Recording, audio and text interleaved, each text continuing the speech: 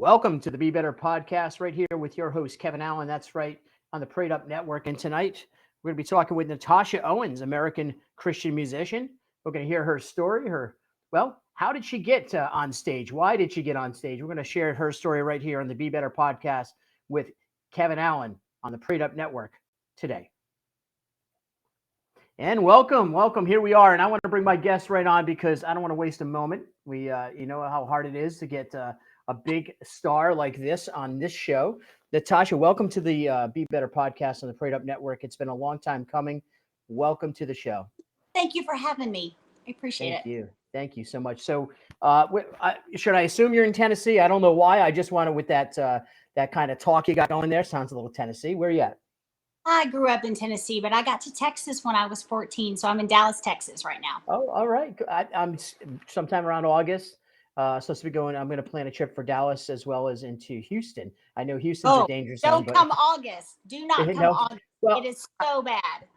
I want to go to Joe Rogan's place, the mothership. I do. I'm sorry. I'm going to try to get when I can get tickets. So maybe it won't be August, but either way, I'll let you know when we're down there. Do you like Texas? I love Texas. I call it the country of Texas. And we have a saying for the people who have not been born here. I may have not been born here, but I got here as fast as I could.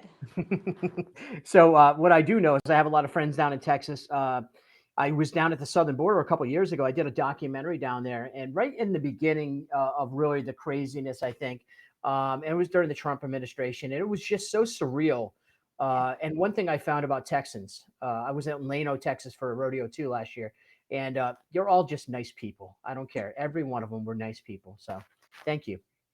For the most part, I agree with that. There's a few. There's always a bad apple for it. So Natasha, you got into Christian music. We were talking right before we went into record here, and you shared something with me that I did not know about your story. I should have known. And I want to start with that because I think that's really where we get to understand who you are is how did you get on stage? Why are you singing? I mean, obviously, clearly you have a beautiful voice and you might have sang in the shower and then someday you realize you want to be on stage. But what made you want to get on stage if you'd share that with us? Well, I technically did not want to get on stage. I come from a very musical family. Was raised in church, was around singing all my life, and I love to sing. I love music. It's everything. But I struggled with severe anxiety. And so I wanted to be on the back row. I was over the praise team, but would praise sing, but not solo sing type thing. I had a really tough time with anxiety on stage and talking in front of people. So I kind of always would retreat to the background. And you would say, why the heck are you now in the spotlight as a solo singer? Well, it was God. God planned this path of restoration for me. 14 years ago in 2010, my dad was cleaning his gun, sitting at a table. A bullet was in the chamber, went off and hit him in the heart. And life as I knew it was just gone. I mean, he's the epitome of gun safety. He made a mistake, right? And so you can't blame anybody but him on that. And I held the family together. I'm the oldest child. I'm the only one that had grandkids for him. And I delayed my grief for a year. I stayed busy. I didn't deal with it. And it hit me like a freight train. I downsprouted into a deep depression. And 6 months into that depression, I can honestly say that if God had not crossed my path when he did it at the perfect timing, I wouldn't be alive today. I was going down so quickly, and it was because of the things that I spoke. I spoke negativity. I questioned why. 9 times out of 10, you're never going to get that answer. And so you have, when you're in the midst of something, you have to just remember that the 2 things you need to learn is, what do I need to learn from this, God, and who do I need to help? Because when you get your mind off your circumstance and help somebody else, it's a game changer, right? It changed my life. So 6 months into my depression, my pastor called and said, I need you to step up and be our music minister. And I said, well, you may not know what my life is right now, but I can't get out of bed most days. I'm very depressed. I'm very angry at God. I can't open my Bible. I can't pray. And I have struggled with severe anxiety. So you're asking me to do the impossible, and I can't do it. I have nothing to give, because if I did, I would give it to my kids, my husband, my life. And I didn't have anything to give it to anybody else. So I kept telling him no. And he called and he kept calling. And he called one day and said, I know you're a Southern girl with a lot to say, but I want you to shut your mouth and listen, which is very hard for me. Hmm. And so he said the right things. God gave him the right words to tell me that day. And I Hmm. was saying yes to a position that, I hear by ear. My grandmother, my sister all started playing by ear, not don't even know notes to this day, the piano. But I was always a tomboy. I retreated from that. I was not qualified for this position, but I can hear by ear. So I Hmm. said yes to, and not even knowing how I was going to do it. But God met me on that stage every day. And from the first week, I couldn't read my Bible and I couldn't pray. I wasn't to that point yet. And I Hmm. asked him, is that the type of music ministry that you want on your platform? You know how the platform is very sacred. And he said, that is what God wants, and it's a process, and he will get you there. And he did. As I ministered to people, he gave me a flow to do that, and he started healing me in return. So Hmm. it took years for me to dig out of that hole, but from that day forward, I don't think I got further away from him. It just took a while to dig out. And from the very first week, not even knowing what I'm doing, what I'm going to sing, what I'm going to do, and how to teach it, and then how to perform it and stand on stage and minister, right? Hmm. um, God would give me these songs in my head, and I would say, okay, I would start playing them, and 30 seconds later, I'm out of bed. And so I used music to get me to a place where I could open my Bible and start praying again. So that was a foundation for what I'm doing now, and I didn't even really realize it. And my story going into the professional world happened so backwards, and I didn't want it. I absolutely did not want it. It was Hmm. too much pressure. I felt like I was a kindergartner running with a bunch of college professors, but I was expected by the crowd, because you're in the professional world, to know what they know.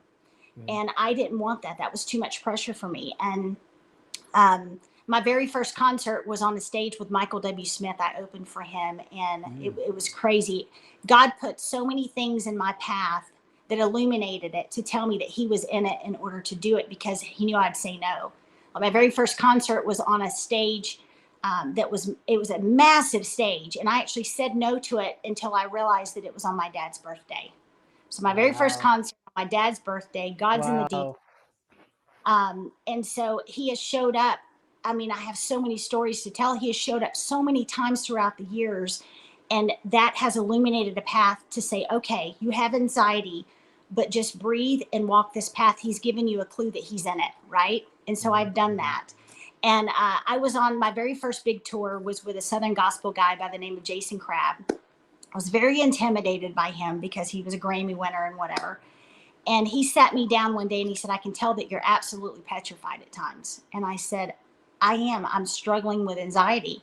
And he said, Tosh, God never calls the equipped, but he always equips who he calls. And you need to rest in that. Yes, you don't know everything, but he is going to get you there. And just know that you can prepare and do the best you can. But once you hit that stage, give it to him, because he'll take over and he'll make up for your weakness. And that helped me so much, because there's times I still struggle, but I'm so much better than I ever have been, um, talking in front of people and ministering and just letting go of the reins of control, right? So that's why I'm doing what I'm doing. And every CD that I have put out has been another chapter of my recovery, and I didn't even realize it at the time. I just thought, this is Amazing. what God has given me.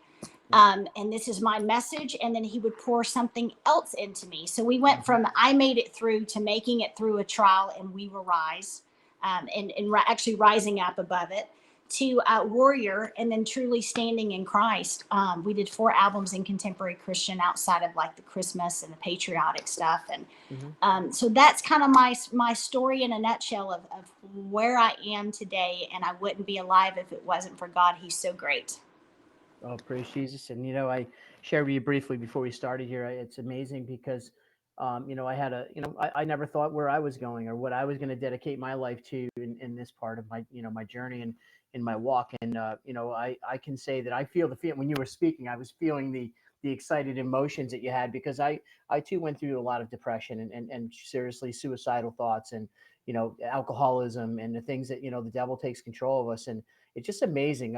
So your spirit, you're always had Christ in your heart. You just kind of lost it in that moment when when this thing took place with your dad. Um, were there people in your life that from the church? Question that I was throwing out to you was really during that story you shared, this tragedy, and your battle back.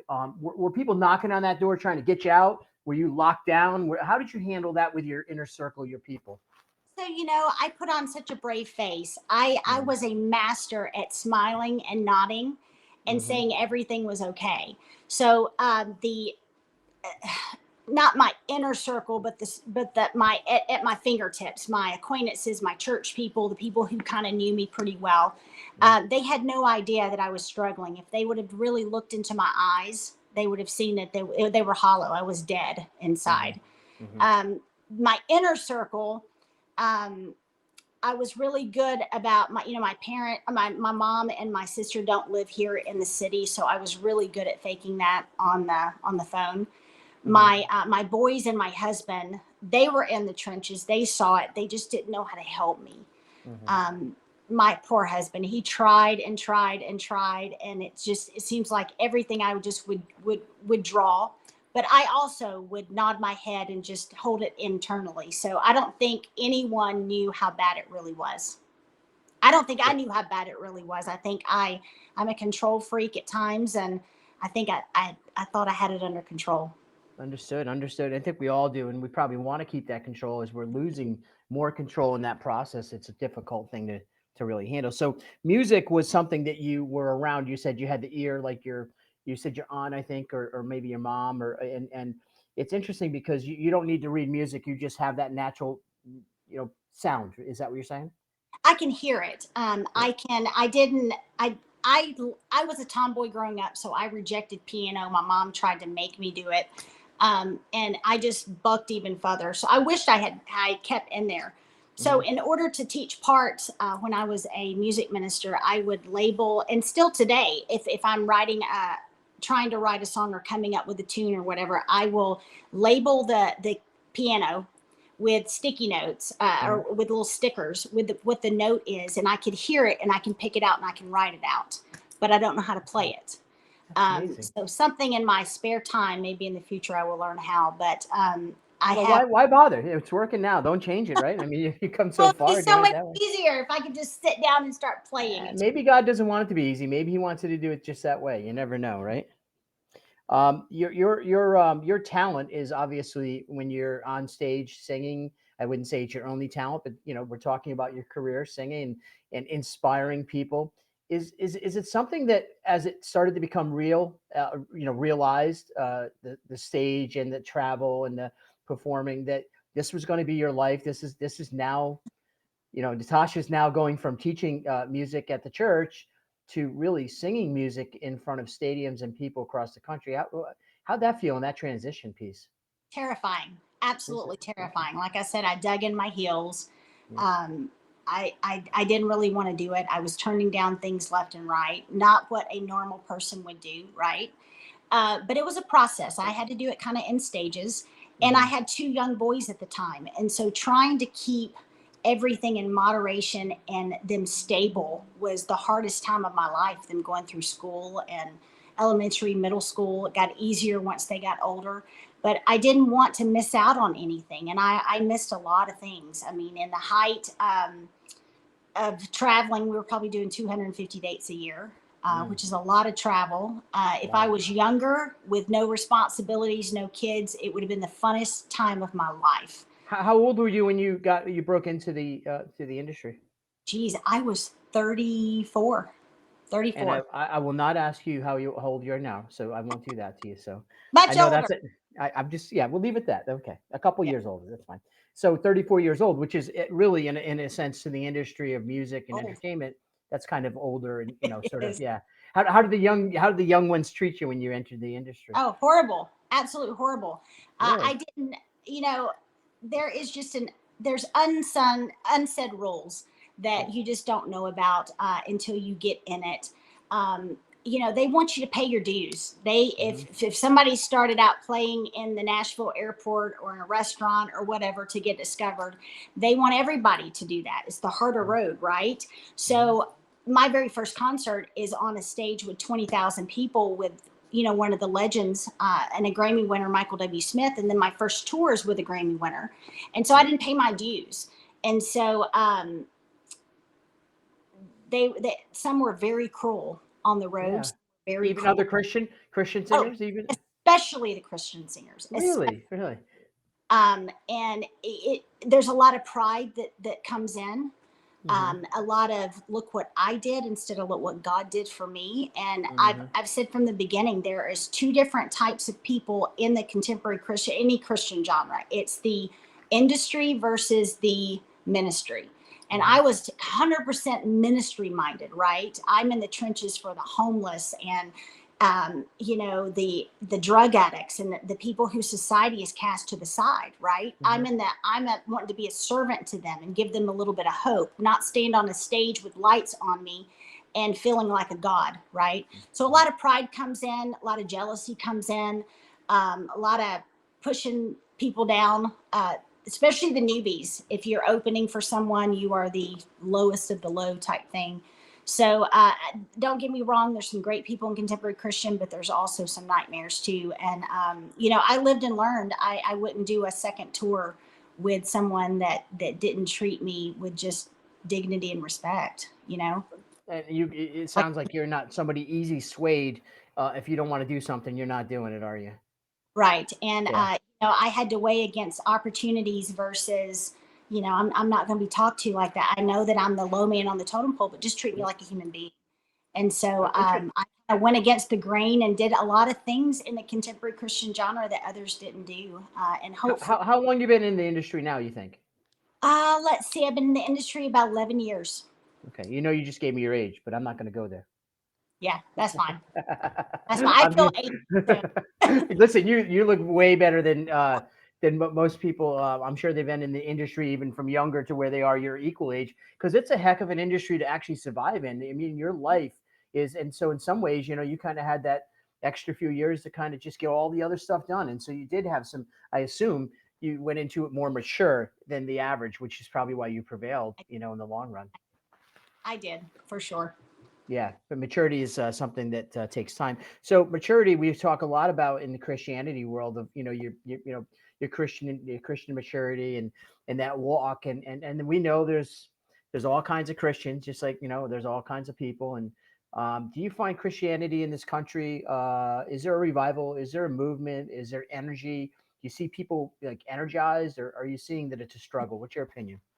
I see both. I see an underlining energy and different things that pop up, especially with the younger ones. Hmm. Whereas you're seeing chaos on the college campuses now, just a year Mm. ago or less than a year, you're seeing revival with thousands of these kids happening around the country.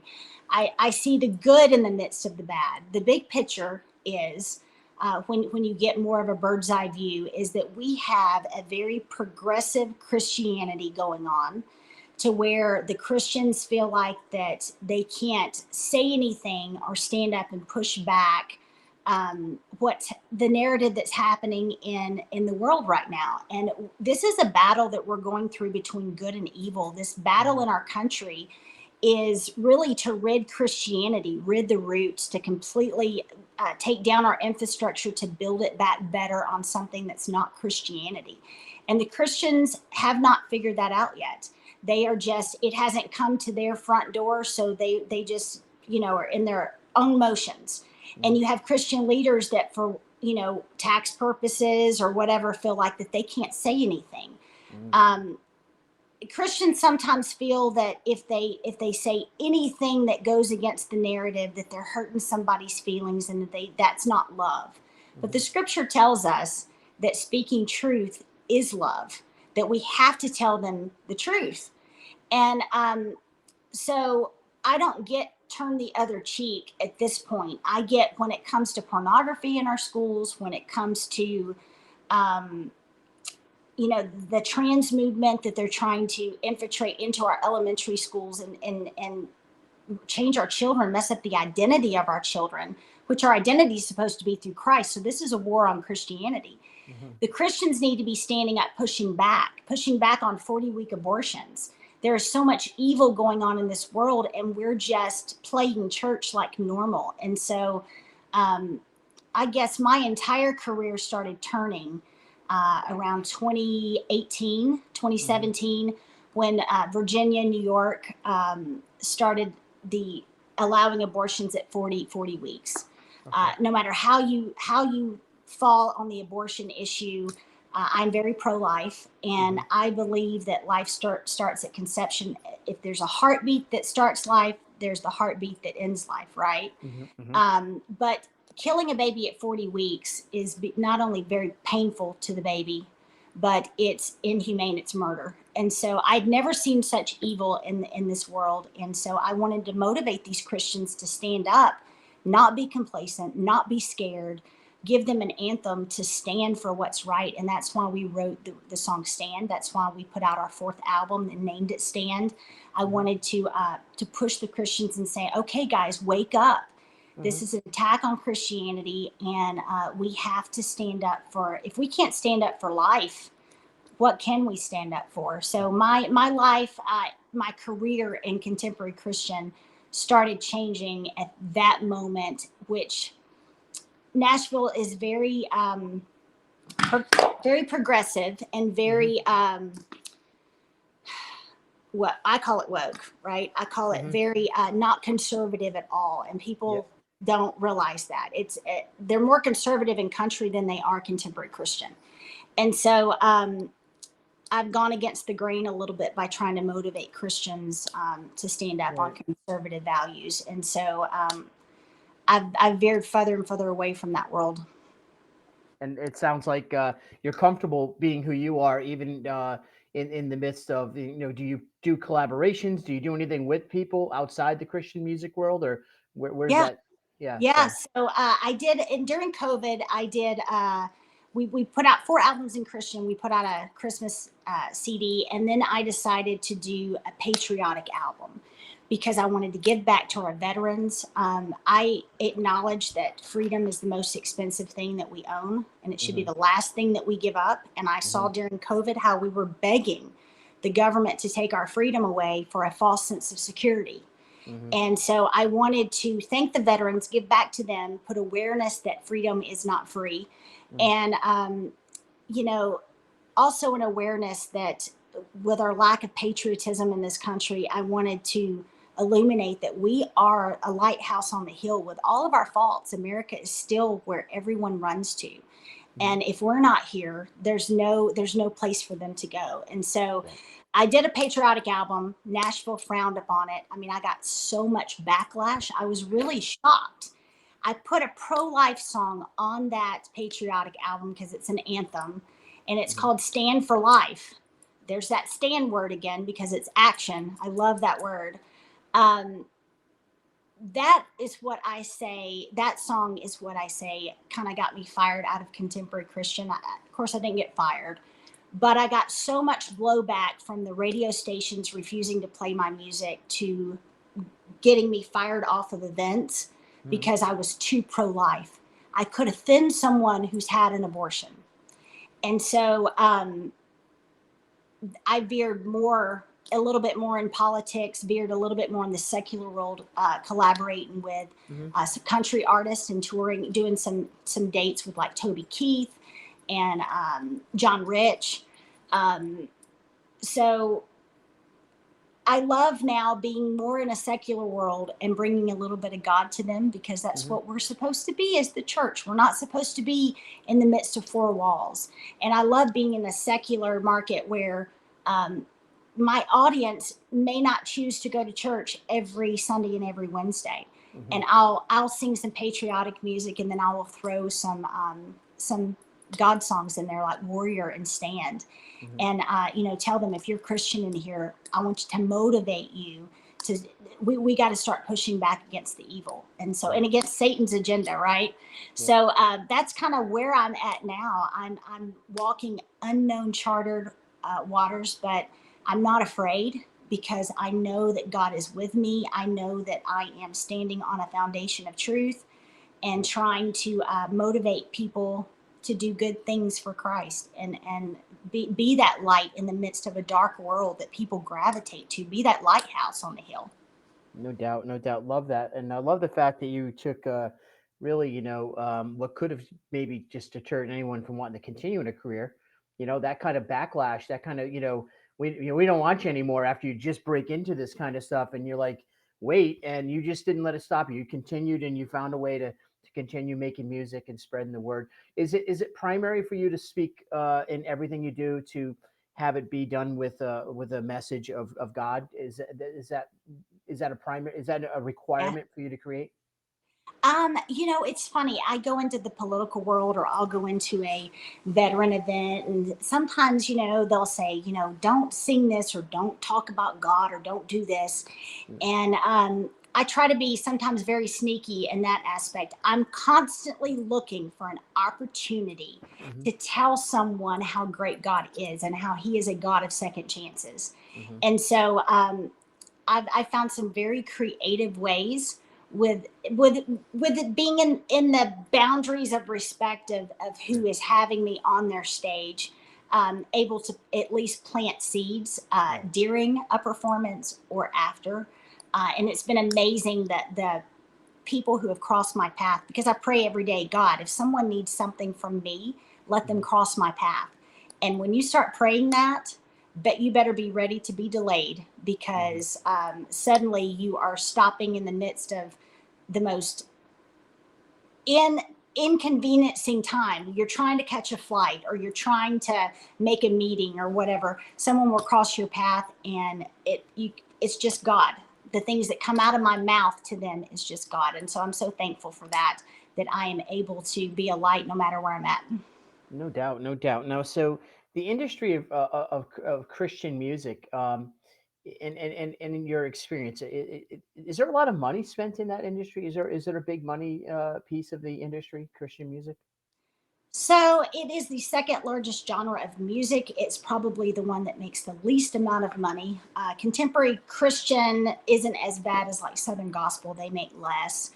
Hmm. People have to understand that when streaming came in, it completely crippled every industry, because it went from people buying your song at a 99 cents or a dollar from iTunes each, to if someone streamed a million uh, times of one of your songs, you only get $70. From $1 million to 70, that's how it crippled. So when Hmm. that happened, all of the record heads started turning to the secular markets of New York and Atlanta and California to, okay, help us stay afloat, help us make money. This is about money now.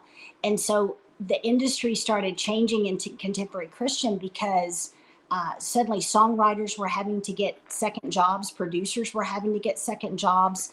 How a Christian artist makes money is touring Hmm. and selling merch, not so much selling their music anymore, Hmm. and unless it's purchased.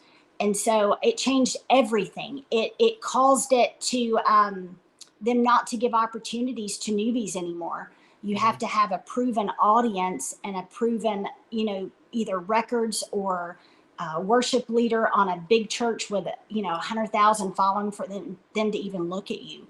Yeah. But the one thing it did do is that it caused a very independent. Anybody can get discovered now on YouTube going viral, because the record labels look at that. So it brought good and bad. Yeah, interesting. It really social media and the platforms on the web have created better, not better, but faster opportunities for unknowns, right? And I was just having this conversation. I love comedy. I'm a terrible. I tried it once. I was really bad at it, but and it's amazing to see. I watch a lot of the clean comedy, and these guys are out there. They're not making a lot of money, but they're doing it for the love. And there's a certain amount of just doing it for the love and the right reasons that I think is inspiring to people. So I think your message is something that is refreshing. Most people that do the music industry, they're doing it so they can live on a bus and fly in a jet. And Yep. it sounds like you're doing it for the right reason. So when you do write music, how do you grab that energy? Like, where are you going inside to grab a song, and how do you get into that? What do you do to do that? The songwriting part.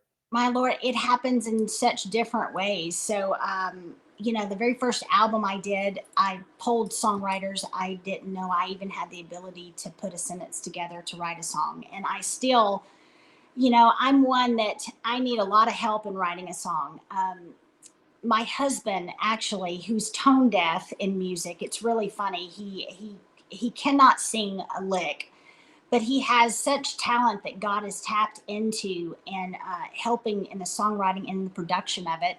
And then I have a producer in Nashville that has become a just partner to me. And like the very first time, his name is Ian Eskelin. The very first time we came in contact with him, it was on the Warrior Project. And him, myself, and my husband all met that morning, came together. We wrote 5 songs in a day. We wrote 4 songs the next day. We had a full album in less than 36 hours. Oh, wow. Which Wow. it never happens that way, right? Yeah. Just perfect combination of people when we get in a room together. So they've come around in different ways. I'm constantly hearing either things coming through my head or something that my pastor says, a billboard, something that a commercial says. Yep. And I'm constantly writing down lines. And so when we went in for the Warrior Project, we had inspiration with Ed Cash, who has written "How Great Is Our God," whom shall we fear, all the Chris Tomlin stuff. And it's like God gave me such direction with that album before we even walked in with Ed Cash. Long story. We get to the Warrior Project, which is the 3rd album with Ian, and I didn't have anything. I didn't have any inspiration. I didn't know what direction I was going in. I just said, well, let's just do a worship album because that's on my bucket list. I just had a bunch of notes on my phone from different things throughout the year that I had written down. And we get in there, and those 5 songs were done. And after the first day, my husband said, "You felt like you didn't have anything, but every single song today has a theme of overcoming and strength." And he said, God was in the details today of that. And he was. That. I mean, I was living a chapter where I was walking down trying to be a warrior and trying to motivate other people, but feeling the scars of battle, right? Still.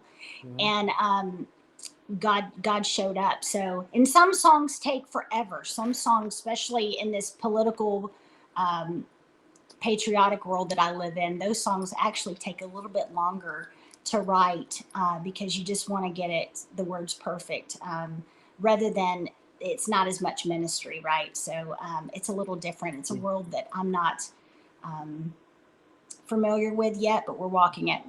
Yeah, you're on your way for sure, and there's no doubt. I feel the energy. It's amazing because again, not to be like biased towards age because I'm older than you, so just for the record, but it's interesting that you have that refreshing approach towards this industry. I think if younger people could understand what you're saying, they would also have much more success in their journeys of entering into spaces like music, Christian or not. So the country we live in today is let's just establish a few things. I believe I feel we're broken. I feel we are lost.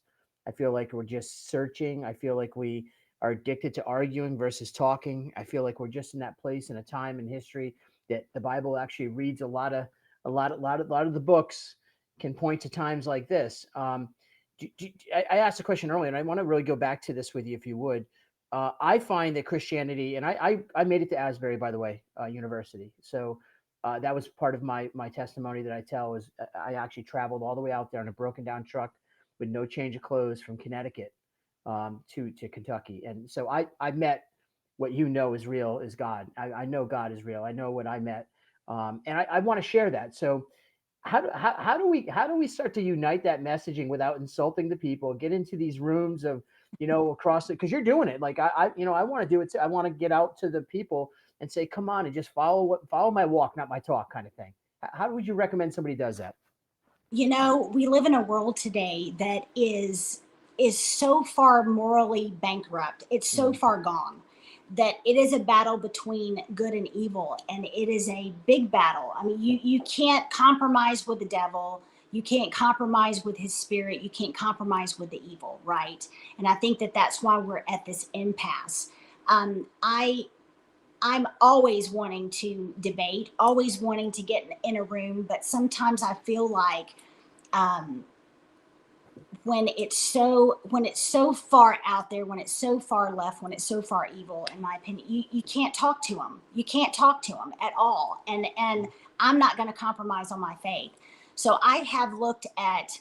I'm not worried about offending people. I'm not worried about what I want is to wake the Christians up. Is what I want. I want to wake the Christians up to where they get on their knees and they seek God, because we're so far gone in this country that it's going to take God to pull it back. It's going to take God's favor to pull it back. It's going to take our repentance to pull it back. And we have gone through the motions in churches for so long, that we have compromised for so long, that even the Christians are just in a daze. They don't I don't see any fight in them, but I also don't see that they think that the world is so evil either. They're not seeing that they've compromised, right? Well, we just need to do it out of love. And you can do it out of love if you speak truth. Love it. So my goal is to wake the Christians up, and hopefully, if we can show them the love of Christ, if we can be bold and speak truth, there is love in that. And some people just everybody's going through something faith shaking, right? And so sometimes people they see God, they feel something different in you, right? And those are the people who that I pray that I can sit down and make a difference with, right? There's some people that I wouldn't say too far gone, but they're too far corrupt in this in the evil of this world, that and I hope I can make a difference with them, but you can't sit down and do it. So I just pray every day that God open the doors, God give me the words to say, God give me boldness, and in that, if I stand up with boldness, maybe it gives someone the courage to stand up too. And when you have two or more that are gathered, God will be. And so I don't know if I answered your question. No, you did. No, I listen. You're a very positive, upbeat person, and I love that. I think that just, and you're a realistic person. I can tell you're no nonsense. You're gonna say it like it is, and that's probably part of your upbringing that really, praise God that Good and you're. bad. Yeah, well, you know what? I get along that way. I think that's the way we should all get along, and as long as your heart's in the right place, no one should be offended by something you say. You got into the political music, and let's talk a little bit about that. So that political energy. What inspired that at the time? Was it what was going on in the country, in your own, networks, or what was really the inspiration to getting into that music? We live in a world that it's so funny that the minority will yell louder, and they will say things that are so absurd that no one will believe that, right? But people do believe it. And so I wanted to stand on a foundation of truth. Now, in the beginning of walking the political walk, I probably didn't have the best attitude because I was very angry. I was very angry at the fact that Contemporary Christian had pushed me out for standing up for life, for babies, for not murdering babies, right? And so my husband had kept saying, you need to do, some political songs standing on a foundation of truth. And I said, if I do that, because Nashville is so progressive, I will not have a career to go back to, because at that point I was just singing patriotic music at veterans events and Star Spangled Banner at every event. And I wanted to go back to ministry, right? That's where my heart is. And I get a little bit of ministry out there, but not 100% ministry. And so I wanted to go back. I was so angry at the industry doing that to me that I turned pretty right politically and put out a song that was very controversial at the time. And I had massive tech suppression, but my husband said I needed to do it for about 2 years. And I said, I am not touching that with a 10-foot pole. Really? Well, I got angry enough that I said, oh, forget it. Let's just touch it with a 10-foot pole. Let's just grab it and embrace it. And so I did. We did a song called Trump Won, and you know it. And it went #1 with tech suppression. And of course, President Trump embraced the topic, of course, like he would. And next thing I know, the media is saying everywhere that I knocked Taylor Swift out of first place, which was awesome. It was probably the best thing I could ever say I'd done. Mm-hmm. And kind of kicked her off of her throne a little bit. And I think Washington Examiner said I was hotter than Taylor Swift, which was really funny to me because I could be her mother, right? Yeah. Age wise. So anyway, so we knew that I was throwing a stick of dynamite that I could never go back to, and that's what I did. And so I turned. So I said, okay, I can walk this path. I can make waves. It's all about bringing attention to something that I want them, the media and the world to pay attention to. So we started, putting the light on like the Second Amendment. People don't understand why I'm so pro Second Amendment. When my dad died, my uncle was murdered with a gun. But it's not the gun fault. We have a mental health issue. We have a heart issue in this country. We have a gang crime issue in this country. When you really look at the numbers, we don't have a gun issue. We have those issues that I talked about. So we did a song called The Second Protects the First, because without our guns, we do not have a First Amendment. We do not have freedom. That is what is securing our freedom at this moment. And they're going to create crises in order to try to take away our guns, and we have to be smarter than that. So I am walking this path of calling out the rhinos in Washington and in our states, trying to show who is not stopping in this evil agenda.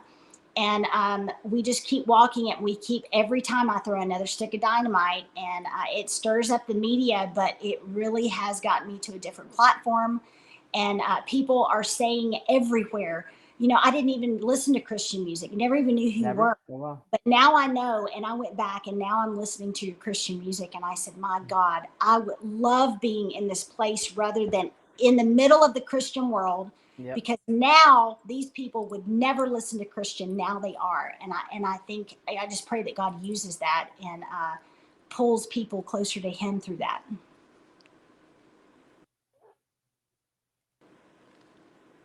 You're good. Keep going. Okay. So anyway, you love being in the middle of the Christian world, and it's fun because one of the fun things about it is, you did something, and I want to just commend you, if I might, just from my own observation, because hearing your story, for the first time from you, and knowing a little bit about you before coming on, and of course I knew who you were, and of course I've seen you on the news, and of course I've heard the corporate media news bash you, and of course I've seen you being unapologetic, and so. But that being said, your story is more about the person you are. Like, you didn't waver, and kudos to you, because so many people in this industry, and I say even like what I'm doing, they'll cave just for a contract. They'll cave to get on the stage, and you held to your guns. And politically, that's a difficult thing to do today. That is not easy, is it? It's been very easy for me because I have I don't care attitude. I don't care if I hit the charts. It's great hitting at number one, but if I do, I do. If I don't, I don't. I have nothing to lose. Yep. And I stand up. I stand my ground. I sang at a Pepsi thing a couple weeks ago, and boy, I got crucified by my following because Pepsi is such a woke company and all these things. And I sang for a veteran event for the Gold Star families. And so I just doubled down and said, hey, every company in this world, every big company is crazy and woke and not pushing conservative values. Right. I did it for the veterans. I did it for their families, and I'm not going to apologize for that. Nope. So, good job. Good. Respect that. People respect that when you stand up for what you believe in, and say, I'll do it again in a heartbeat. If you don't like it. I love it. I love it. I love it. What can I ask you, in a collaboration point of view? Did you have anybody that you would love to work with in the future projects that you want to mention? Or, I love other people who are bold, right? Who are unapologetic, just like me. And of course, if I collaborated with this particular person, we would have to tone down the language a little bit, right? I mean, I can't go so far into that. Kid Rock.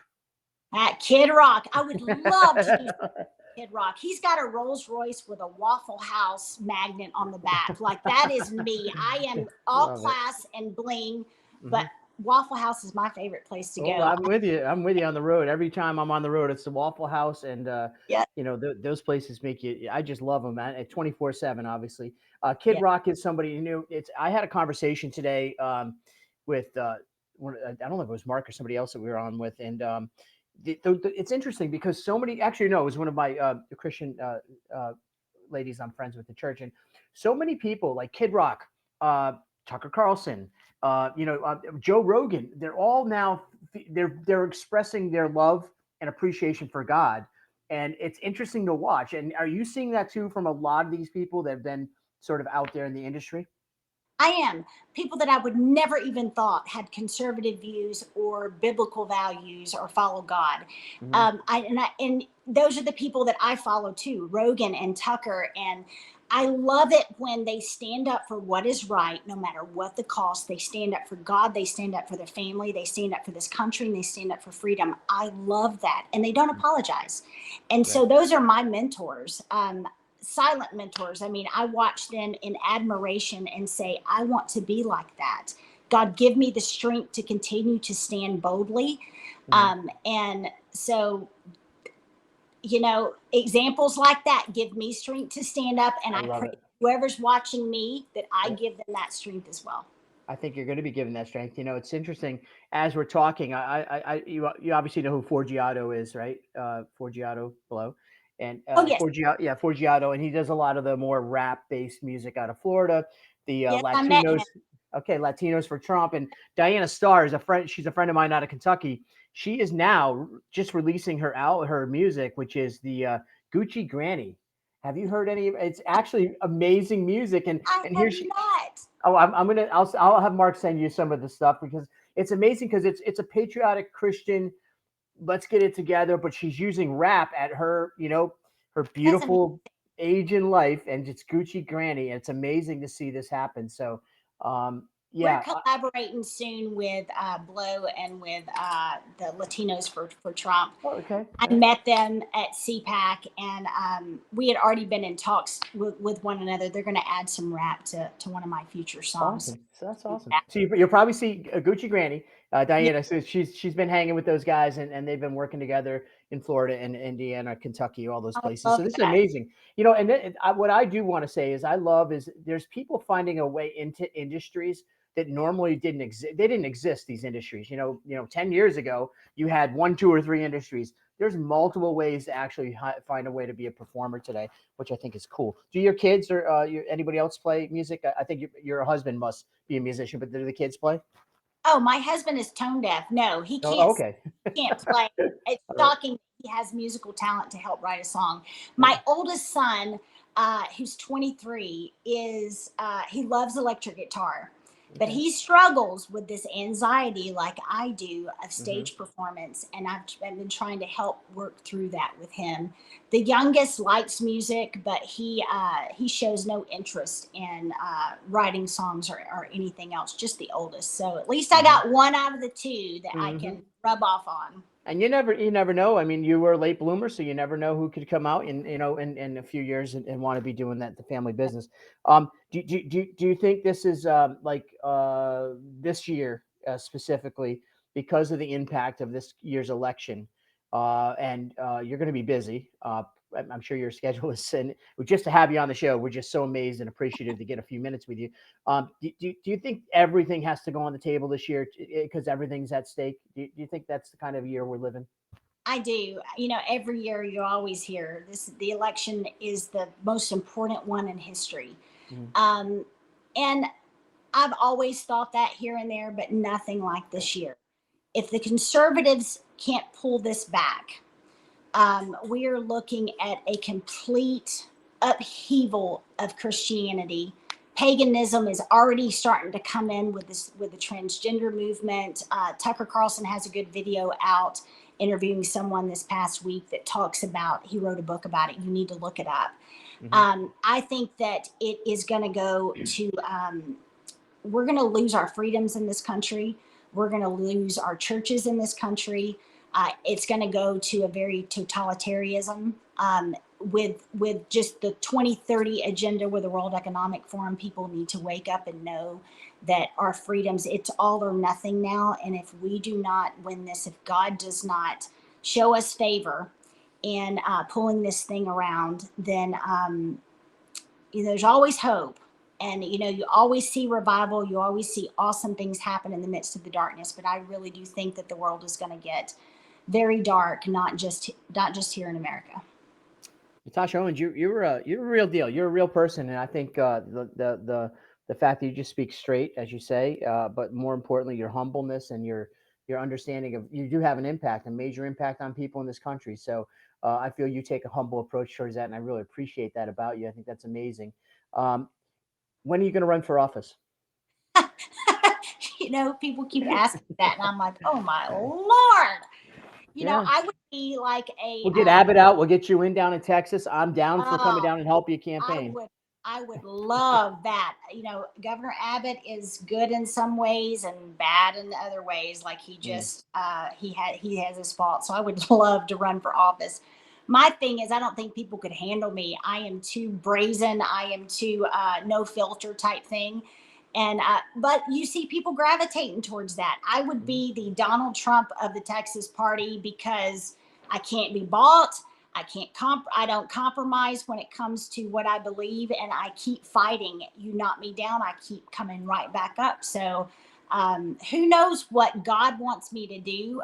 As right now I am in this lane through music to wake people up, but you never know. I could be running for president one of these days. Lord help us. That's right. Hey, praise Lord Jesus. There help we us. go.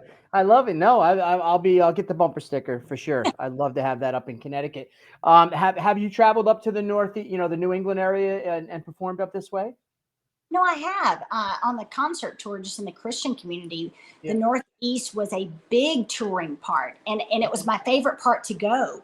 because the Bible Belt is so inundated with Christian music that if somebody can't come out, they're like, I'll catch them next week, or I'll catch them next month, or whatever, or I'll just Hmm. wait for Winter Jam to have the top 10, right? But Hmm. when you go up to the Northeast, not everybody goes up there, Hmm. and they're so hungry for it that they Right. show up with such support and such eagerness and such hungriness that I love, love, love going up there, and even being a bigger light in the midst of some of that darkness up there. Love it. Well, I'd like to say that maybe down the road, maybe we can start to try to work on something. I was at Mohegan Sun today for a MMA style Yes, event that I'm going to be involved with over there. I'm helping with that, and so you never know down the road what the future could bring. There is a starving for entertainment, and I do think crossover sort of genre sort of music is starting to work too. I think people are starting to realize you don't have to agree on everything, but the serious things like obviously abortion and those things that we can right. all agree on. But there's a lot of those other politicized things that a lot of people are saying, you know what, that's stupid. Let's work this out, and I feel that's happening more than it isn't happening. Of course, the news doesn't want us to think that. I agree. Um, I agree. if you had one chance to speak to somebody right now, who would that person be? Who would that in history? I don't care. You can choose anybody. You can choose anybody you want to talk to. Who would I in history in the past? Who would I conjure up to ask? Mm, I was born in the 70s. I remember when Carter was in office, and being in the back of my dad's car waiting for gas for 3 hours. I mhm, remember those days, and I okay. remember how Ronald Reagan was such a light in the midst of that darkness. Right? He Mhm, was the one that pulled everything back around, and mhm, he had such wisdom. And in 1965 mhm. he did a speech that put him on the map to be I, president. I And remember. he Yeah. said, yeah, he said there is a we're not fighting left or right, we're fighting good or evil. Mhm, And I agree with that. And so I would love to sit with Ronald Reagan right there and mhm. ask him all kinds of questions in his infinite wisdom as to how can I have that wisdom? How can I be a better tool at helping to unify this country and pull things around? I think he would be a good one to talk to. Well, I'm going to work on setting that up for you for the next interview on You do the that. Be Better podcast. We appreciate your time, Natasha Owens. You're an amazing story. You're real, and I talk to a lot of different people, like I know you do, and sometimes you get some people that are a little bit different here, and they got a little bit of a personality, but you're just a really cool person. And I really appreciate you coming on and sharing your story today. Thank you. I'll tell my grown kids that you said I was cool. Hey, listen, I'm known as a cool dude, so they have to take my official, Right. acknowledging you're cool. You are a cool mom, you're a cool performer, and you're a cool American and a patriot. And we want to support you. So please, anything we can do to get your message out, please let Mark know. We'll put up anything we can. We'll put it out there, and we'll certainly stay in touch. And hopefully, I feel like we're going to see you soon someday on the road here when we travel. That'd be great. I appreciate it so, so, so much. And Thank you too. let me know what I can do for you guys. You got it. So we're scrolling all your platforms that we can find you on. Do you want to say anything as we leave where they can check out maybe music drops or anything like that? Sure. So NatashaOwensMusic.com is my main website. It's a ground landing page that puts you out to all my music, merch, tour schedule. You can get my music anywhere you stream or purchase music today. Just search my name. You can find me on YouTube. You can buy physical product from my website. But stay tuned. I have another couple songs that are coming out in the next couple weeks and the next couple months that is going to shake the media, and it's going to shake and hit topics like the demasculation of men, which I think is important to talk about. So stay tuned and just pray for me. Pray for me for my protection and for boldness. We will be praying for you. We also will be we'll be speaking to you soon down the road. Thank you so much, Natasha. Go get them. Just go get them. Keep doing. If we look to the answer as to why for so many years we achieved so much, prospered as no other people on earth, it was because here in this land we unleashed the energy and individual genius of man to a greater extent than has ever been done before. Freedom and the dignity of the individual have been more available and assured here than in any other place on earth. The price for this freedom at times has been high, but we have never been unwilling to pay that price. Those who say that we're in a time when there are no heroes,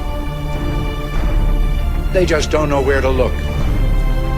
The sloping hills of Arlington National Cemetery, with its row upon row of simple white markers bearing crosses or stars of David, they add up to only a tiny fraction of the price that has been paid for our freedom.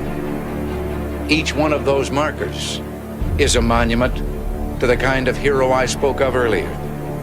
Their lives ended in places called Belleau Wood, the Argonne, Omaha Beach, Salerno, and halfway around the world on Guadalcanal, Tarawa, Pork Chop Hill, the Chosin Reservoir, and in 100 rice paddies and jungles of a place called Vietnam. Under one such marker lies a young man, Martin Treptow, who left his job in a small-town barber shop in 1917 to go to France with the famed Rainbow Division. There on the Western Front, he was killed trying to carry a message between battalions under heavy artillery fire. We're told that on his body was found a diary. On the flyleaf, under the heading, "My Pledge," he had written these words: "America must win this war. Therefore I will work, I will save, I will sacrifice, I will endure. I will fight cheerfully and do my utmost as if the issue of the whole struggle depended on me alone." We must realize that no arsenal or no weapon in the arsenals of the world is so formidable as the will and moral courage of free men and women. It is a weapon our adversaries in today's world do not have. It is a weapon that we as Americans do have. Let that be understood by those who practice terrorism and prey upon their neighbors. As for the enemies of freedom, those who are potential adversaries, they will be reminded that peace is the highest aspiration of the American people. We will negotiate for it, sacrifice for it. We will not surrender for it now or ever. We are Americans.